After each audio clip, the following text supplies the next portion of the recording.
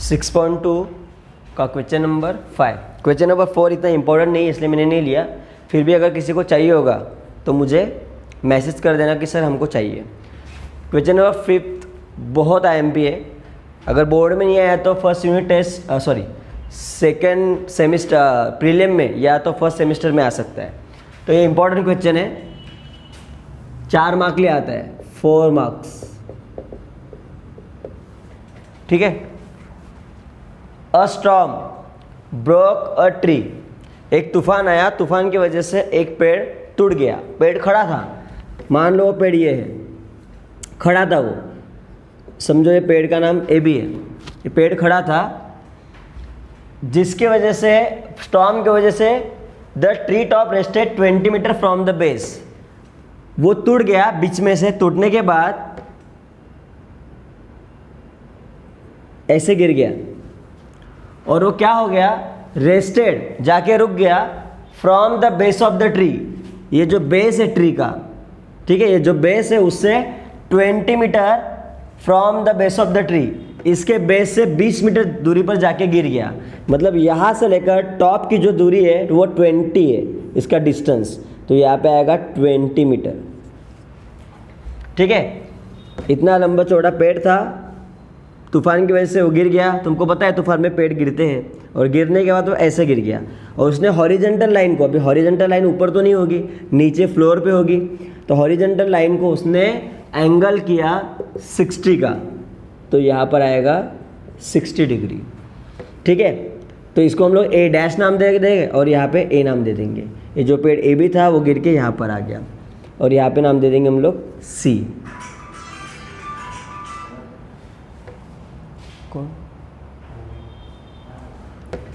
तो हमको हाइट निकालनी है।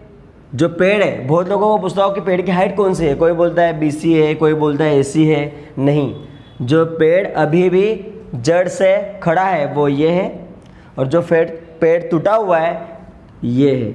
इन दोनों को प्लस करेंगे तो पेड़ बनेगा, इसलिए तुमको BC प्लस AC लाना है। तो यहाँ पर लिखना है डिस्टेंस AB तुम्हारा कितना था, 20 metre. Height of the tree, height of the tree BC plus AC हमको फाइंड करना है।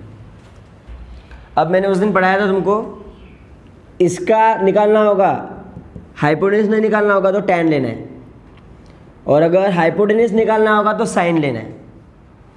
तो हमको BC निकालना है तो tan लेना पड़ेगा, और AC भी निकालना है तो साइन लेना पड़ेगा। तो 2 बार करना है, एक बार tan और एक बार साइन। तो एक बार आएगा tan 60,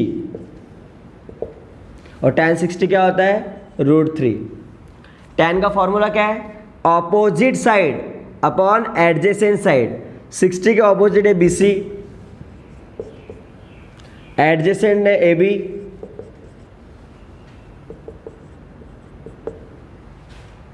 BC तुमको दिया नहीं है, फाइंड करना है। AB तुमको 20 दिया हुआ है, √3 अपॉन 1, क्रॉस मल्टीप्लाई, BC 1 जा BC, और 20 इंटू √3, 20 √3। तुमको निकालना था BC और AC, उसमें से BC आ गया।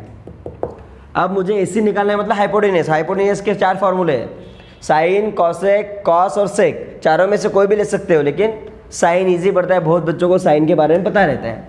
तो साइन क्या लेना है, हमेशा जो एंगल दिया रहता है वो 60। साइन 60 होता है √3/2। साइन 60, साइन का formula opposite side hypotenuse √3/2। BC की वैल्यू पुट करो, 20 √3 अपॉन AC, क्रॉस मल्टीप्लाई। या तो √3 कैंसिल कर सकते हो, लेकिन बहुत बच्चों को सर आप कभी ऊपर कट करते हो कभी नीचे कट करते हो, तो आराम से कर लो। AC इंटू √3, 2 इंटू 20, अंदर वाला इंटू नहीं होता, बाहर से बाहर होता है। 20 2 ज़ा 40 √3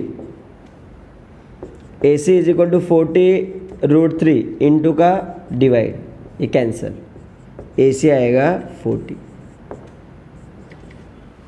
हमको निकालना था बी सी और ए सी, बी सी भी मिल गया, ए सी भी मिल गया, तो यहाँ पे लिखना है बी सी प्लस ए सी 20√3 प्लस 40। मैंने कल ही पढ़ाया था, यह पार्ट 1 में पढ़ाया हुआ है कि रूट अगर रहेगा एक को और दूसरे को नहीं रहेगा तो प्लस होने वाला नहीं है। दोनों जगह पे रूट चाहिए तो प्लस होगा, या दोनों जगह पे रूट नहीं चाहिए, यहाँ पे रूट है यहाँ पे रूट नहीं है, ऐसे ही आंसर आएगा, ये तुम्हारा आंसर। या फिर इसी आंसर को तुम, ये तो तुम्हारा फाइनल आंसर हो गया हाइट ऑफ द ट्री। लेकिन कोई कोई बोलेगा नहीं ये भी पूरा नहीं हुआ है, कॉमन करके और लिख सकते हो। 20 के टेबल में 40 आता है तो 20 कॉमन आएगा, √3 प्लस 22 ज़ा 40, 21 ज़ा 20, 20 के टेबल में 40 आता है इसलिए 20 कॉमन, 20 निकालने के बाद क्या बचेगा √3, और 20 से 40 को डिवाइड करना है, 22 ज़ा। सच में ये ओरिजिनल आंसर है, लेकिन पीछे तुम्हारे टेक्स्ट बुक में ये आंसर दिया रहेगा। दोनों भी सही है, ठीक है, ये भी सही है, ये भी सही है, टेक्स्ट बुक में पीछे ये दिया रहेगा, लेकिन सच में मैथ्स के अकॉर्डिंग तुम्हारा यही आंसर होना चाहिए। तो height of the tree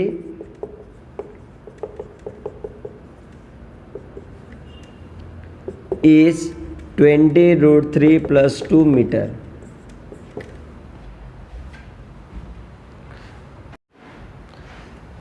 question number 6। मैंने क्या बोला कि मैंने सिर्फ क्वेश्चन नंबर 4 छोड़ा है जो इम्पोर्टेंट जरा भी नहीं है। फिर भी अगर किसी को चाहिए होगा तो बोल देना, कमेंट में लिख देना या व्हाट्सएप पे भेज देना, सर क्वेश्चन नंबर 4 भी हमको चाहिए, प्रैक्टिस करना है। सच में बताओ तो बोर्ड के लिए इम्पोर्टेंट है सिर्फ फर्स्ट, सेकेंड और फिफ्थ, फर्स्ट, सेकेंड, फिफ्थ, ये 3 ही क्वेश्चन इंपॉर्टेंट है। लेकिन अगर मैं 6 में से सिर्फ 2 या 3 ही लूँ तो बोलेंगे सर ने सब सॉल्व करके नहीं दिया, इसलिए मैं 6 में से 5 क्वेश्चन ले रहा हूँ। तो ये लास्ट क्वेश्चन है, क्वेश्चन नंबर 6, ठीक है। A kite is flying at a height of 60 metre above the ground, मतलब ग्राउंड से 60 मीटर दूरी पर एक काइट है वो फ्लाई कर रहा है, ठीक है। हाइट मानो में, हाइट तो तुमको स्टेट ही लेना पड़ता है। यहाँ पे तुम्हारा समझो काइट है, वो फ्लाई कर रहा है, ठीक है, ए बी, ये हाइट के ऊपर फ्लाई कर रहा है। The string attach to the kite is tie at the ground, it makes angle of 60। उसका जो धागा है, स्ट्रिंग मतलब धागा, डोरा, वो ग्राउंड पे कहाँ तो बांध दिया हुआ है। मान लो यहाँ पर कहाँ बांधा हुआ है, पता है ना, ऐसे करेंगे हम लोग, क्रॉस में रहता है, तो यहाँ पर उसका स्ट्रिंग बांधा हुआ है फ्लोर के ऊपर, जमीन के ऊपर, ग्राउंड के ऊपर, ठीक है, ये स्ट्रिंग है। और वो एंगल कर रहा है ग्राउंड से 60 विद द ग्राउंड, वो ग्राउंड से 60 का एंगल कर रहा है, तो यहाँ पे आएगा 60। Assuming the string is straight, और याद रखना उन्होंने बोला है कि जो स्ट्रिंग है ना वो ऐसा ऐसा नहीं है, वो स्ट्रेट है। क्या है वो? स्ट्रेट। तो यहाँ पर स्ट्रेट क्या हुआ है। Find the length of the string, तो ये स्ट्रिंग की लेंथ निकालनी है।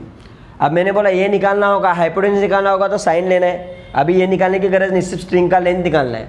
तो यहाँ पर आएगा length of the string AC is equal to what, ये निकालना है, इसलिए साइन आएगा, साइन 60 √3/2। साइन 60 का फॉर्मूला ऑपोजिट साइड हाइपोटेनियस। ये भी तुमको हाइट दिया हुआ है ना 60 metre, sorry, height of kite from ground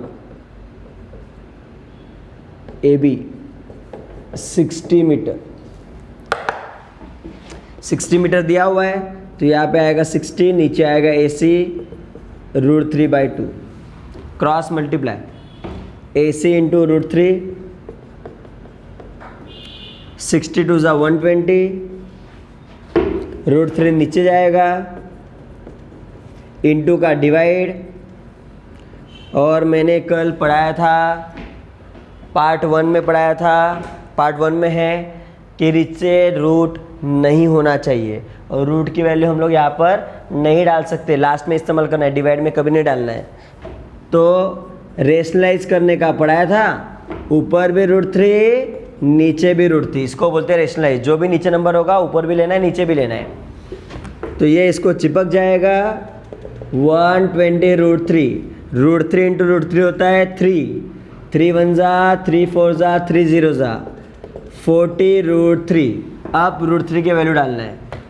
AC is equal to 40 into 1.73, ये तुम्हारा 0 4 3 जा 12 1 4 7 जा 28 प्लस 1 29 2 4 1 जा 4 प्लस 2 6, 2 नंबर के बाद पॉइंट 69.20। तो length of the string is 69.20 metre. यहाँ पर तुम्हारा 6.2 खत्म हुआ और उसी हिसाब से तुम्हारा चैप्टर नंबर 6 भी खत्म हो गया।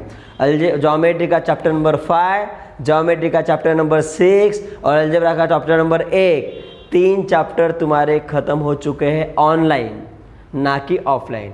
और फिर भी ये सारे चैप्टर वापस कम से कम 5 से 6 बार, मिनिमम 6 बार होने वाले, तो ज़रा भी टेंशन लेना नहीं है फिलहाल ऑनलाइन के। और इसका प्रैक्टिस का भी होमवर्क नहीं दे सकता मैंने सारा करके दिया हुआ है। बस वही 5 क्वेश्चन को 6.2 को वापस से तुम लोग को सॉल्व करके देखना है, खास करके फर्स्ट सेकंड फिफ्थ बोर्ड के लिए IMP है, फर्स्ट सेकंड फिफ्थ, इसका 3 का प्रैक्टिस ज़्यादा करना है प्लीज़। अब हम लोग नेक्स्ट चैप्टर चालू करेंगे अलजेब्रा का, स्टे ट्यून।